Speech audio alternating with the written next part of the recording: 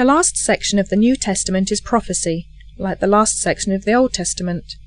Towards the end of the 1st century, the Apostle John was imprisoned for his beliefs on the Greek island of Patmos.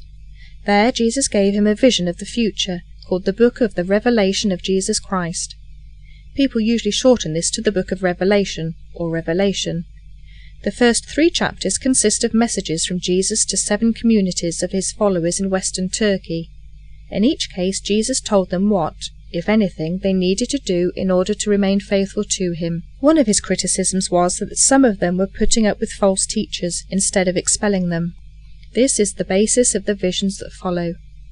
When reading the New Testament, it's clear that from very early on there were those who corrupted the true teaching about Jesus Christ. The apostles warned that this would continue and get worse. The Book of Revelation shows how this would happen, and that soon an organization would emerge, claiming to represent the true teaching of Jesus, but in fact doing the very opposite. It would persecute those who dared to stand up for the original gospel. The stages of God's judgments are described as 7 scroll seals being opened, 7 trumpets being blown, and 7 bowls being poured out. Finally, Jesus would return to save his people and usher in an age of world peace, described as a new heaven and a new earth. The difficulty with the book is that it contains language so fantastic that it's difficult to see how it can be understood as real. This is shown on the panel.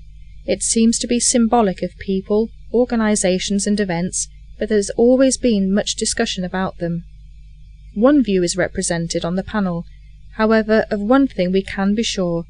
The book ends with the triumph of good over evil, with the establishment of God's kingdom at the return of Jesus to the earth.